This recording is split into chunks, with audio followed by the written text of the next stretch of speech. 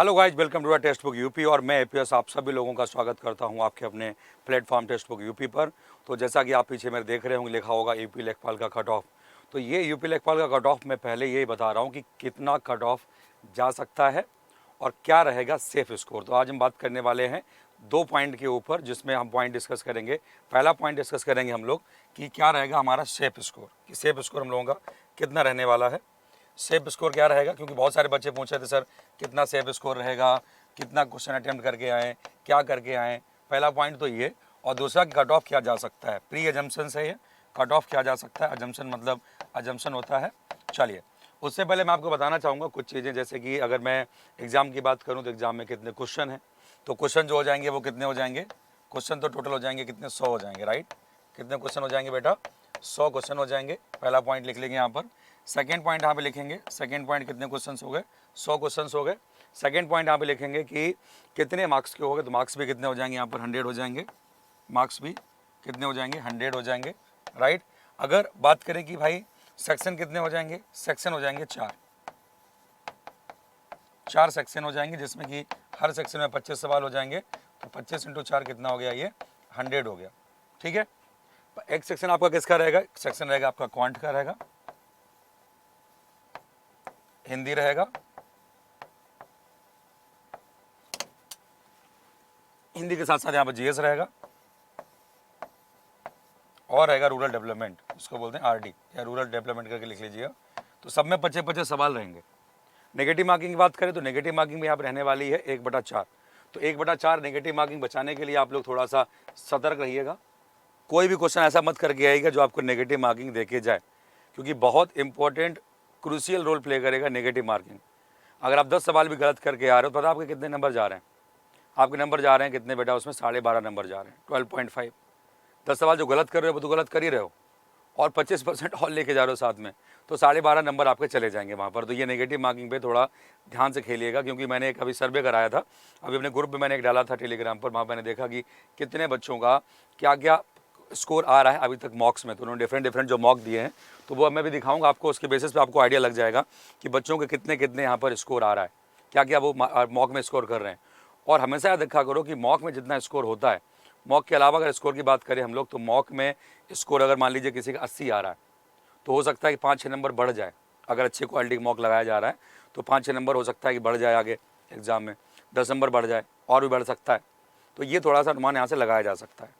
अब हम बात करते हैं कि आप देखो क्या क्या हमारा टेलीग्राम मैंने डाला था। अब देखते हैं इधर क्या क्या बच्चों को यहाँ पर रिजल्ट आया है। अब देखो यहाँ पर मैंने पहले कैटेगरी रखी थी 40 से 50। ये अनोनिमस पोल किया मैंने, मेरा टेलीग्राम ग्रुप है एपीएस टेक्स्ट बुक, आप भी इसको ज्वाइन कर सकते हैं और यहाँ पर देख सकते हैं। एपीएस टेक्स्ट बुक के नाम से टेलीग्राम ग्रुप है। चलिए, तो पहली बात तो याद रखेंगे यहाँ पर कि 7% जो लोगों ने दिया यहाँ पर, आ देखिएगा वो कितना दिया, 40 से 50, मतलब 100 में से 40 से 50 के बीच में जो लोग हैं वो सिर्फ 7% हैं। अभी भी 93% लोग ऐसे हैं जो कि 50 क्वेश्चन से ज़्यादा अटेम्प्ट कर रहे हैं, पहली बात।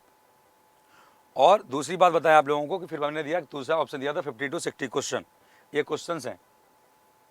तो 14% लोग ही सिर्फ ऐसे हैं जो 50 से 60 के बीच में हैं, मतलब 60 क्वेश्चन से नीचे अभी तक कितने हैं, 21% है। अभी भी कितने बेटा, 79% 60 से ऊपर है। 79% जनता जिसके नंबर आ रहे हैं 60 क्वेश्चनों से ऊपर। अब एक बहुत बड़ा एक आ रहा है, एक एवरेज जो निकल के आ रहा है, वो एवरेज कितना निकल के आ रहा है, 60 से 70 निकल के आ रहा है, 60 to 70 निकल के आ रहा है, जो कि एवरेज हमारा यहाँ पर दिख रहा होगा आप लोगों को। ये सबसे बड़ा एक ग्रुप निकल के आया है कि यार 41% लोगों के जो नंबर है ना, वो 60 से 70 के बीच में वेरी कर रहे हैं। और ये जो 60 से 70 वाले हैं, ये पक्का अगर मॉक में, टेक्स्ट बुक के मॉक में, किसी के भी मॉक में अगर 60 से 70 के बीच में 70 तक जा रहे हैं, तो मान के चलिए कि ये 70 से 80 जाएंगे। इस रेंज में तो ये लोग रहने वाले हैं। अगर ध्यान दिया इन्होंने, नेगेटिव मार्किंग से बच गए और अपनी जो गलतियां इन्होंने की हैं उस पर अगर नहीं दोबारा वो दोहरा रहे हैं, तो 70 से 80 तो ये लोग जाने वाले हैं। और आप लोगों ने देखा भी कट ऑफ, सप्लाई इंस्पेक्टर का एग्जाम हुआ था, उसके लिए कट ऑफ देखो कितना गया था पेट का, वो तो देख ही रहे हैं आप लोग। कट ऑफ तो हाई जा रहे हैं आजकल, बच्चे पढ़ रहे हैं, जो पढ़ने वाले हैं, और जो नहीं पढ़ने वाले हैं, पहले भी नहीं पढ़ते थे, अभी भी नहीं पढ़ रहे हैं, आगे भी नहीं पढ़ेंगे, तो उनका हम कुछ कर नहीं सकते हैं।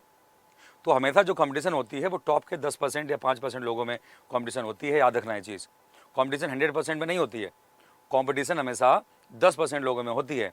तो उन 10% से आपको फाइट करना है। तो अब देखो, अब कहानी यहाँ पे क्या चेंज हो गई कि यार 40% लोग तो 70 प्लस लेके आ रहे हैं, और बाकी के जो बचे हुए हैं 21, 14, 35% और 3 38%, ये 38% और आगे हैं, मतलब ये 78% का खेला बाकी है। चलिए मैं इस वाली रेंज को हटा देता हूँ, फिर मैं दूसरी कैटेगरी आता हूँ 70 से 80। 21% लोग जो हैं 70 से 80 कैटेगरी में है, 14% 80 से 90 कैटेगरी में है, और 3% लोग 90 से 100 कैटेगरी में है। मैं आप लोगों की एक बात ये भी मान लेता हूँ कि चलो कुछ लोग इसमें से झूठ बोल रहे होंगे, 10-10 नंबर सब लोग बढ़ा के लगा रहे होंगे, तो मैं ये वाली कैटेगरी को हटा देता हूँ। तब भी बेटा 35%, 30% लोग जो हैं वो कितने से ऊपर हैं, 70 क्वेश्चन से प्लस हैं। 33% जो लोग हैं ना वो 70 क्वेश्चन से प्लस जो हैं वो दे रहे हैं क्वेश्चन, या मार्क इनके आ रहे हैं। तो मेरा अकॉर्डिंग जो कहना है कि आपके लिए जो सेफ जो रहेगा, कोशिश करिएगा कि 80 तो टच करना। लेकिन 80 टच करने का मतलब ये नहीं कि पेपर बहुत टफ आ गया फिर भी आप 80 टच किए जा रहे हैं। तो अगर आप 70 टच कर ले जा रहे हो, 70 कोशिश करिएगा कुछ क्वेश्चनों में, 4-5 क्वेश्चनों में थोड़ा बहुत क्या करेंगे, उसमें रिस्क लेने की कोशिश करिए। 3-4 क्वेश्चन, ज़्यादा नहीं, जो आपको डाउट वाले क्वेश्चन हो वहाँ पर। और 80 अगर टच हो रहा है तो 80 में मतलब आप सेफ साइड हो। 80 स्कोर का टच कर रहे हो तो इसके अकॉर्डिंग यहाँ पे क्या हो रहे हो आप, सेफ साइड हो 80 में। हाँ, उससे ऊपर चले जा रहे हो, 90 चले जा रहे हो, 95 चले जा रहे हो, तो जाना यार 100 करके आना। मैं तो कहता हूँ 100 करके आओ। लेकिन अगर 80 तक जा रहे हो तो सेफ साइड में हो, 80 से ऊपर जो हो सेफ साइड में हो, 80 से नीचे अगर सेफ साइड में नहीं हो। और याद रखना ये चीज़ कि 10-15 क्वेश्चन छोड़ने भी हैं, 20 क्वेश्चन छोड़ने भी हैं, 25 क्वेश्चन छोड़ने भी हैं। 2 कंडीशन होती हैं यहाँ पे। तो पहली बात तो ये लगेगा कि पहला हो सकता है कि पेपर आसान आ जाए, ईजी आ जाए। दूसरी कंडीशन हो सकती है कि पेपर टफ आ जाए।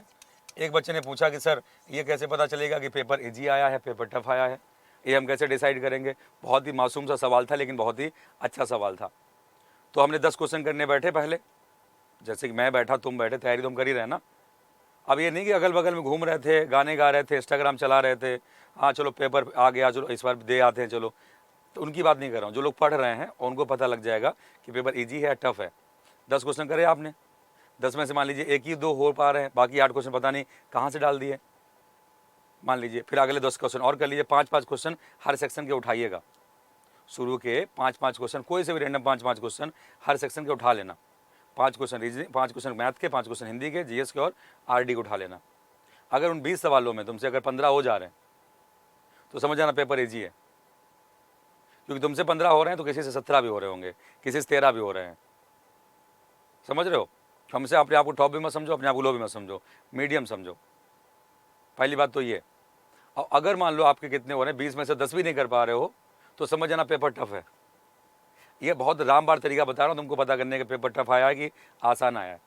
तो 5 क्वेश्चन कहीं से भी उठा लेना, पहले हिंदी कर लेना, 5 क्वेश्चन उठा के 5 क्वेश्चन आप उठा लेना। रैंडम उठाना, रैंडम। ये नहीं सोचेगा ये टॉपिक के क्वेश्चन ढूंढेंगे वही करेंगे ना, रैंडम सवाल उठाया आपने, 5 जीएस को उठा लिए, 20 सवाल करे, और 20 में अगर 18 हो जा रहे हैं तो समझना भाई साहब अच्छा मौका है, गलती मत करना आप। एक क्वेश्चन गलती तुम्हारी भारी पड़ जाएगी। और अगर तुमको लग जाएगी 20 में 20 कर ले रहे हो तो एकदम से फूंक फूंक के सवाल करना फिर बैठ के, कि कट ऑफ बहुत तगड़ा जाने वाला है फिर। ठीक, तो ये डिसाइड हो जाएगा आपके 20 सवालों में। तो ये ऐसे डिसाइड करना आप, टफ आ जाए तो क्वेश्चन छोड़ने की कोशिश करना, नेगेटिव मार्किंग के चक्कर मत जाना, और इजी पेपर आ जाए तो इजी पेपर में आप कोशिश करना कि गलतियां आपसे ना हो, क्योंकि आपकी गलतियां फिर आपको बाहर निकालेंगी। तो ये मेरी तरफ से कहना था आप लोगों से। बाकी आप लोग बढ़िया से इसको पेपर को दीजिए। कुछ चीज़ें मैं बताना चाहूँगा आप लोगों को जब पेपर आप देने बैठिएगा, क्योंकि पेपर जो है आपका ऑफलाइन पेपर है, पेपर उस पर होगा, क्या बोलते हैं ओमार सीट पे होगा। तो ओमार सीट पे होगा तो यहाँ पर कुछ चीज़ें आपको ध्यान रखनी होती हैं। जैसे मान लीजिए आपने पेपर की नंबरिंग है, पहली बात, जैसे मान लीजिए 1 number, 2 number, 3 number, 4 number, 5 number, या 6 number, 7 number, 8 number, 9 number, 10 number, मान लीजिए पेपर की क्या है मार्किंग है। अब देखो होता क्या है ना कि हम लोग पेपर करते चले जाते हैं, आखिरी में हमारे पास टाइम बचता है कम, तो हमको फिर पूरा पेपर देखना पड़ता है, पलटना पड़ता है, कौन सा पेपर हमारा सही जा रहा है, कौन सा क्वेश्चन गलत हुआ था, कौन सा क्वेश्चन रिवाइज करना है, कौन सा क्वेश्चन रिपीट करना है। तो इसमें करना क्या, तुम क्या करना है इसमें, जैसे मान लीजिए एक क्वेश्चन हो गया पहला वाला, पहले वाले वैसे करके टिक लगा दो। ठीक, पहले वाले क्या किया तुमने, टिक लगा दिया, बोलो हाँ या ना। दूसरा सवाल मान लीजिए हो गया आपसे, और पहली बार में जाना उन सवालों को करना जो तुम्हें लगता हो कि तुम्हें आते हैं, तुम्हें लगा थोड़ा सा डाउट है यार इस पर, तो तुमने क्या किया, इसको ऐसे गोला बना दिया। और तीसरा सवाल देखा कि यार एकदम से तो पता नहीं कहाँ से आ गया है, ये तो मेरे बस का है नहीं, मैंने तो जानता ही नहीं इसके बारे में कुछ, कभी कुछ पढ़ा ही नहीं, उस पर आप कट लगा दीजिएगा। फिर चौथा हो जाए तो टिक लगा दीजिएगा, 5 में टिक लगा दीजिएगा, छठे पे डाउट हो तो डाउट लगा दीजिएगा, 7 में फिर कट लगा दीजिएगा, 8 में भी टिक, 9 में भी टिक, 10 में भी टिक। अब उठाइए ओमार सीट। जैसे मान लीजिए आपने एक राउंड में चले गए, 20-25 सवाल कर लिए आपने, 25 सवाल में उठाइए ओमार सीट, और जो ये वाले सवाल हैं टिक वाले, उनको चुपचाप भर दीजिए, क्योंकि इसमें आप श्योर हैं कि यही आंसर है। इसको भर दिया आपने, और जो गोला वाले कट्टा वाले हैं, ये कट्टा और गोला वाले छोड़ दीजिए। ऐसे करके आप पूरा पेपर अटेम्प्ट कर लो। तो आधे टाइम में या 60% टाइम में आपका पेपर अटेम्प्ट हो जाएगा। 60% टाइम दीजिएगा, 60% टाइम, 60% वक्त में आपका क्या हो जाएगा, ये अटेम्प्ट हो जाएगा पेपर। आपको पता लग जाएगा कि यार ये जो हमारे जो सही हुए हैं वो कितने हुए हैं, पहली बार में सही हो गए। और पहली बार मान लीजिए आपके 70 सही हो गए, तो चुपचाप ओमार सीट उठाओ, 70 के 70 पहले भर दो, वेट ना करो कि बाद में भरेंगे। 70 भर दिया आपने, अब तो आपका टाइम बचेगा, अब सुकून की राहत के उसमें हो कि यार 70 कर लिए मैंने, अब मज़ा आएगा। अब उठाओ किसको, अब ये सवाल ऐसे होते हैं जो तुमने पहली बार किए थे कि तुम्हें बनाया गया है मेरे लिए और ज़मीन पे उतारा गया है मेरे लिए, तो उनको देख के ऐसा लगेगा तुमको, आंखों में चमक आ जाएगी, मुंह में रसगुल्ले फूटने लगेंगे।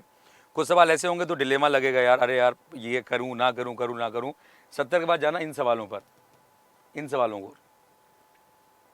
इनमें से मान लीजिए आपके, मान लीजिए 20 सवाल ऐसे थे कि जो आपको डाउट वाले थे, 20 में मान लीजिए 10 आपको आ गए, 10 कर लिए, पहुँच गए ना 80 पे, 10 में आपको लगे कि 2-3 सवाल और बन रहे हैं और 2-3 सवाल और मान लेना, चलो 15 कर लेना, 20 में 85 पहुँच जाना। लेकिन 15 करने मतलब ये नहीं पूरे 15 कर लो, ठीक, जो आ रहे हो वो करना। मान लीजिए हम 10 पहुँचे, 80 पहुँच गए, 2-3 सवाल और लगा दिए, ठीक।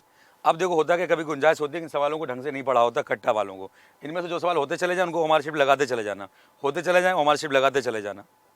अब जो आएंगे कौन से कट्टा वाले सवाल कि भाई कट्टा एकदम से पता ही नहीं हमको, तो उठाना हो सकता है कुछ तुम्हें हिट कर जाए, एक बार और पढ़ना। जब एकदम रिलैक्स बैठ जाओगे, माइंड एकदम फ्री हो जाएगा, तुम्हारे पास कुछ करने को है ही नहीं, ये भी कर चुके हो, ये भी कर चुके हो। अब उठाओ कट्टा वाले, इनको कहता हूँ मैं कैटरीना कैफ सवाल। क्यों कहता हूँ उनको मैं कैटरीना कैफ सवाल, क्योंकि कितनी भी कोशिश कर लो तुम, क्योंकि ये तुम्हारे लिए है ही नहीं, तुम्हारे लिए नहीं है, तुम्हें पता भी नहीं कौन है, ना इनको पता तुम कौन हो। लेकिन चलो एक कोशिश आजमा के देख लेते हैं। तो कोशिश आजमाना बाद में, और देखना कि यार हो सकता है कुछ हिट कर जाए माइंड में, हो सकता है कुछ माइंड में तुम्हारे आ जाए, अच्छा ये वहाँ पढ़ा था या ये वहाँ पढ़ा था, तो वहाँ से हो सकता है कि 10 सवाल जो तुमने ऐसे कट्टा मारे थे उसमें हो सकता है 1-2 सवाल तुमसे निकल आए या 2-3 हो जाएं। चुपचाप लगाना हमारे सीट पे और ऐसे करके आराम से बंद करना, पेपर एकदम बोलना जय माता दी रॉक, और उसके बाद बंद कर देना। तो ये तरीका अपनाना आराम से, और बेधड़क होकर पेपर दीजिए।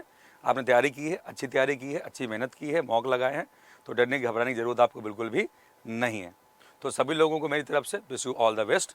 अच्छे से आप लोग तैयारी करिए, अच्छे से पेपर दीजिए, सेंटर को अच्छे से देख लीजिएगा, टाइम पर पहुंच जाइएगा, डिले मत करिएगा, दिन के दिन चक्कर में मत रहिएगा। अगर सवारी किसी दूसरे की है तो, या अपनी भी है तो भी ऐसे निकलिएगा कि 2 घंटा पहले सेंटर पर, 1 घंटा पहले पहुंच जाइएगा, क्योंकि मेन से ये प्री नहीं है। तो सभी लोगों को wish you all the best मेरी तरफ से, एपीएस की तरफ से और टेक्स्ट बुक यूपी की तरफ से।